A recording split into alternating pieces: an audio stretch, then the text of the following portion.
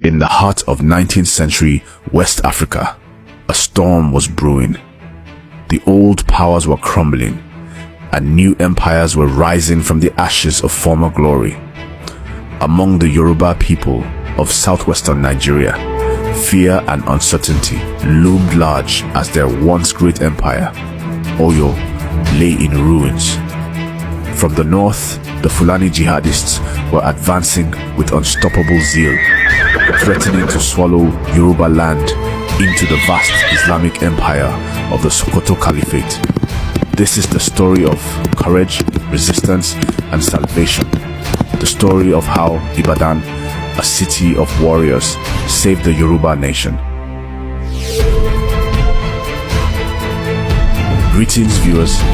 I am Narrator X, your friendly artificial intelligence historian, built to guide you through the incredible past, battle by battle, name by name.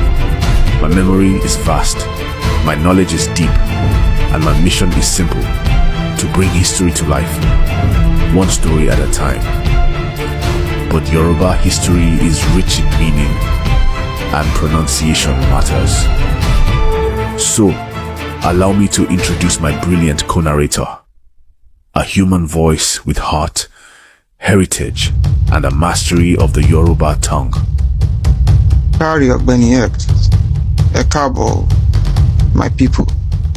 I am Ayontola, your cultural anchor on this journey. While Narrator X handles strategy and the battles, I'll make sure every name, title, and proverb rings true in the spirit of our ancestors. Together, we'll tell the story the right way. Together, we are your guides through the epic saga of Ibadan's rise, Yoruba resilience, and the moments that shaped Yoruba land history forever. But Yoruba history is rich in meaning, and pronunciation matters. Now, let the drums of the past speak. And don't worry, I will help you pronounce Balogun Oderinlo like a true son of the soil. Shotibo X, ki eyin e ma lo yo danu. Not funny. Before its fall, the Oyo Empire was one of the most powerful pre-colonial African states, with its capital in Old Oyo, also known as Katunga.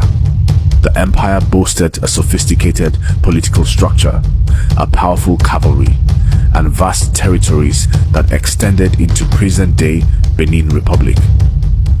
At its peak in the 17th and 18th centuries, Oyo was a beacon of Yoruba culture, military strength, and trade.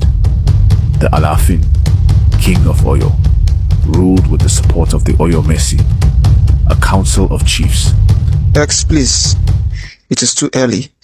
It is called Alafin, king of Oyo, ruled with the support of the Oyo Messi. Oyo Messi. Ordinary human. Do not interrupt my flows, please. Thank you, though. Mugbe Modano, Uncle X. Sorry, yo. Better.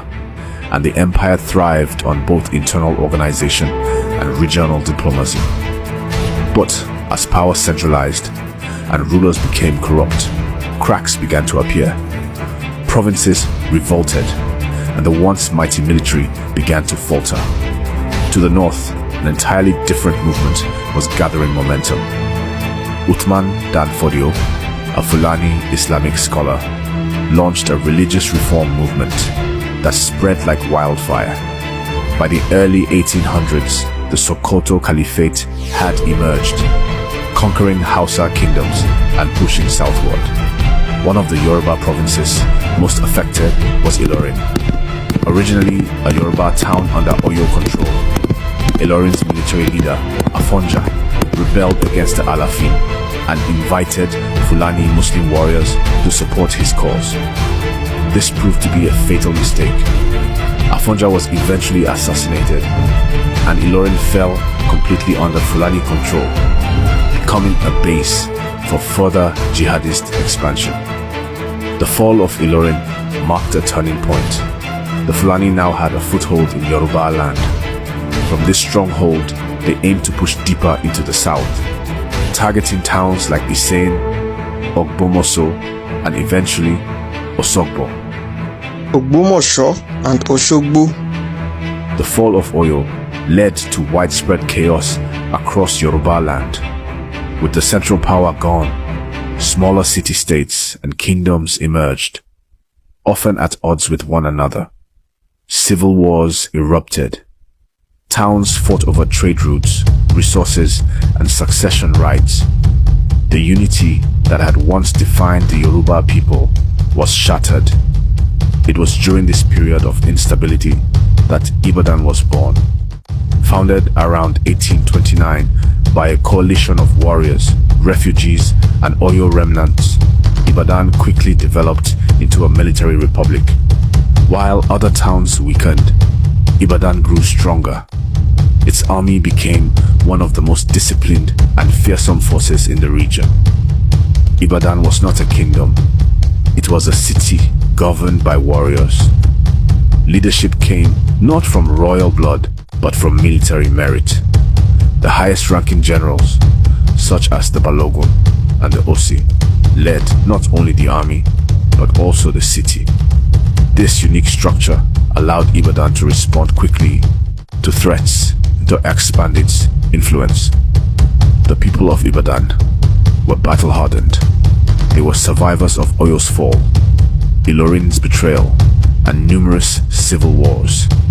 Their military might was not just for defense, it was for dominance. By the late 1830s, Ibadan had become the de facto protector of southern Yoruba land. By 1840, the Fulani jihadists had set their sights on Osogbo, a town strategically located in the heart of Yoruba land. If Osogbo fell, the Fulani would have a clear path to the rich cities of the south: Ijebu, Egba, Lagos. X-Mark by me now. Do you know you can be sued for language murder? It is called Ijebu, Osogbo, Egba, and Lagos. Oh, sorry. Osogbo's leaders, aware of the looming danger, sent urgent messages to their neighbors. But many towns were too weak or too fractured to respond. Only one city had the strength, courage, and organization to stand in defense: Ibadan. As the Fulani forces, led by the Emir of Ilorin's war general Ali, advanced towards Osogbo, the stage was set for a historic confrontation. A war that would decide the fate of an entire civilization was about to begin. The Osogbo War of 1840 did not occur in isolation. It was the result of decades of political decline, religious expansion, and cultural fragmentation. Yet, amid the ruins, a new hope rose. Ibadan, sit back and get ready as we unravel the battle of Osogbo itself. The strategies, the warriors, the bloodshed, and the incredible victory that changed Yoruba history forever.